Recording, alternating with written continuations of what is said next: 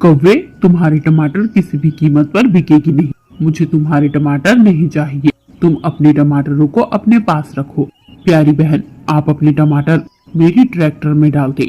आपके पैसे आपको मिल जाएंगे। टमाटर का भाव बहुत अच्छा चल रहा है। पूरे टमाटर के आपको 1,20,000 रुपए मिलेंगे, जो मेरा नौकर आपके घर तक पहुंचा देगा। इस तरह से कहते हुए जंगल का सेठ कबूतर प्यारी चिड़िया के टमाटरों को अपने ट्रैक्टर में डालकर वहाँ से निकल जाता है। इधर गब्बू और गिन्नी के खराब टमाटर जंगल का कोई भी पक्षी नहीं खरीदता। दोनों कौवे बहुत दुखी होते हैं। गब्बू, गिन्नी, तुम दोनों परेशान मत हो। पिछली बार से तुम दोनों भी अच्छी मेहनत करना, इससे तुम्हारी फसल बहुत अच्छी होंगी। और वैसे भी अभी तो टमाटर की डिमांड बहुत ज्यादा है। दोबारा से टमाटर की खेती करो। इस बार हो सके तो तुम्हारे टमाटर बहुत अच्छी कीमत में बिक जाएंगे। पर हाँ, टमाटरों का ध्यान रखना, जैसे कि मैंने रखा था। अरे ओ प्यारी, तुझे कहा क्या किसी ने ज्ञान देने को? जब देखो तब ज्ञान देने चली आती है। तो हमें मत सिखा कि मुझे हमारे टमाटरों का क्या करना है और हमें टमाटर की खेती कैसे करनी है। तो भाग यहाँ से। मुझे पता है ये सब तो जानबूझकर यह दिखाने के लिए ही कह रही है ना कि तेरे टमाटर बिक गए और हमारे टमाटर खराब निकले। अरे नहीं नहीं गिन्नी बहन, ऐसी कोई बात नहीं है। मैं भला ऐसा दिखावा क्यों करूँगी? आप मुझे गलत समझ रहे हो।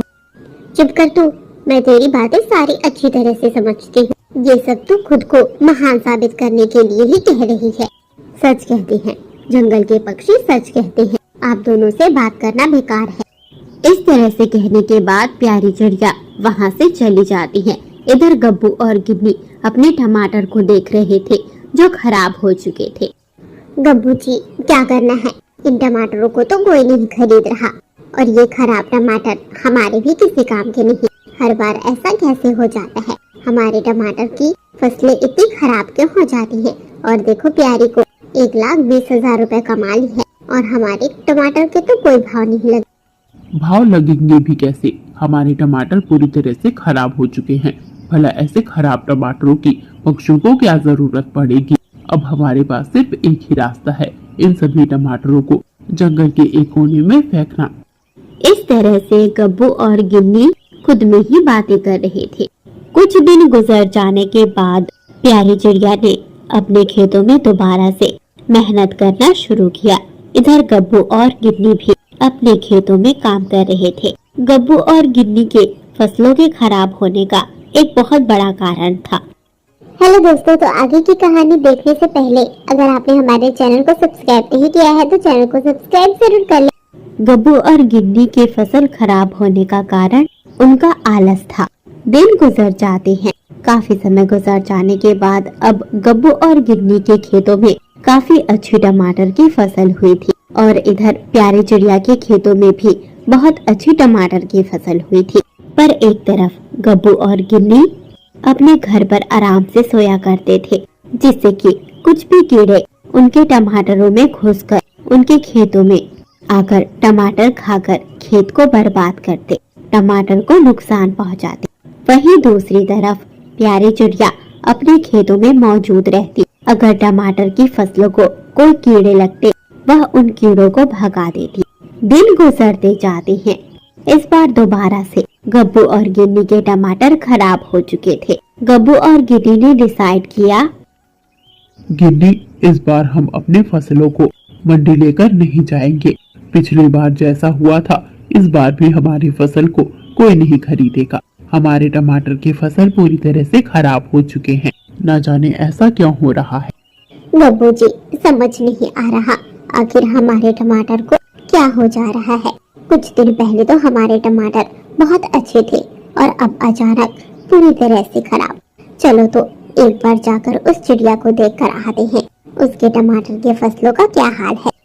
क्या ही हाल होगा, जाने का कोई फायदा नहीं। उसके टमाटर की फसल इस बार भी बहुत अच्छे हुए हैं। मैंने कुछ दिन पहले ही वहाँ से गुजरते वक्त देखा है। गब्बू जी, तो पर भी चलो, आज मुझे जाना है। आखिर उस चिड़िया की फसल इतने अच्छे क्यों होते हैं और हमारे फसल खराब क्यों हो जाते हैं। इस तरह से कहने के बाद दोनों कौवे प्यारी चिड़िया के खेतों में पहुंचते हैं। प्यारी चिड़िया वहाँ पर मौजूद थी। प्यारी बहन, इस बार भी हमारे खेतों के पूरे टमाटर खराब हो चुके हैं। हमने सोचा है कि हम उसे लेकर मंडी नहीं जाएंगे। वहाँ लेकर चले भी गए तो भी हमारे फसलों को कोई नहीं खरीदेगा। पिछली बार की तरह पूरे टमाटर खराब हो चुके हैं। अरे अरे गब्बू गिन्नी, इस बार भी तुम दोनों का भारी भरकम नुकसान हो गया। आखिर ऐसा हो कैसे रहा है? तुम दोनों रात के वक्त अपने टमाटरों का ध्यान रखते हो या नहीं? रात के वक्त नहीं, रात के वक्त तो हम अपने कमरे में सो जाते हैं। रात के वक्त भला कौन ध्यान रखेगा? अरे गिन्नी, यही तो कारण है। रात के वक्त कीड़े लग जा रहे हैं फसलों में। दिन के वक्त तो सूरज की तेज धूप में कीड़े बाहर नहीं निकल पाते। रात के वक्त ठंडे ठंडे टमाटरों में घुस जाते हैं और टमाटरों को अंदर से खोखला कर देते हैं। तुम दोनों ने यहीं पर बहुत बड़ी गलती कर दी। तुम दोनों को रात के वक्त अपने टमाटर का ध्यान रखना चाहिए था। अरे प्यारी, अब क्या करें? तुमने हमें पहले बताया होता तो हमारे फसल भी बहुत अच्छे हो गए होते। इस बार तो हमारे खाने के भी लाले पड़ जाएंगे। जितने भी पैसे थे, बचे खुचे मेरे गहने थे, सब बेचकर इस बार हमने खेत के लिए उपजाऊ सामान और बीज खरीदे थे। हमारा तो बहुत बड़ा नुकसान हो गया। दोनों कौवे उदास हुए और उड़ान लगाकर वहां से अपने घर की ओर चल दिए। प्यारी चिड़िया मंडी में अपने टमाटरों को बेच देती है। प्यारी चिड़िया को इस बार भी टमाटर बेचकर बहुत अच्छे पैसे मिले थे। गब्बू और गिन्नी कितने परेशान हैं। इस बार तो मुझे 1,30,000 रुपए मिले हैं। गब्बू और गिन्नी के पास तो मेहनत करने के लिए खेत है, पर इस बार उनके पास लागत नहीं होगी। एक काम करती हूँ, 1,00,000 रुपए में तो मेरा काम हो जाएगा। 30,000 रुपए गब्बू और गिन्नी को दे देती हूँ। वो भी इस बार अपने खेतों में अच्छी फसल कर लेंगे, खेतों का ध्यान रखेंगे, तो फिर सब ठीक हो जाएगा। इस तरह से सोच गब्बू और गिन्नी के घर पर पहुँच जाती है प्यारी चिड़िया। गिन्नी बहन, तुमने बताया था तुम्हारे पास लागत 1 रुपए भी नहीं बची। मैं तुम्हें 30,000 रुपए देना चाहती हूँ अभी के लिए। इस बार तुम अपने खेतों में जो भी फसल लगाओ, रात के वक्त अपने फसलों का ध्यान रखना। अगर तुम्हारे फसल अच्छे हुए तो तुम मुझे मेरा पैसा लौटा देना। अगर नहीं हुए तो फिर कोई बात नहीं, पर हाँ, अगर तुम रात के वक्त अपने फसलों का ध्यान रखोगी तो तुम्हारी फसल बहुत अच्छी होंगी। प्यारी बहन, तुम्हारा बहुत बहुत धन्यवाद। तुमने ये पैसे देकर हम पर कितना बड़ा उपकार किया है, इसका तो तुम अंदाजा भी नहीं लगा सकते। इस तरह से गिन्नी कव्वी कहती है। गब्बू और गिन्नी, उस प्यारी चिड़िया ने कहा है, अगर फसल अच्छे हुए तो पैसे दे देना, और अगर ना हुए तो पैसे देने की जरूरत नहीं। तो अगर हम पैसे ना भी दिए तो भी कोई बात नहीं। गिन्नी, अगर ऐसी बात है तो खेतों में मेहनत करने की कोई जरूरत नहीं है। वैसे भी रात दिन मेहनत कर करके अभी तक तो कुछ भी हासिल नहीं हुआ। जो 30,000 रुपए उस प्यारी चिड़िया ने दिए हैं, उस पैसे से हम अपने दिन का गुजारा करते हैं। जब वो पैसे खत्म होंगे तब का तब देखा जाएगा।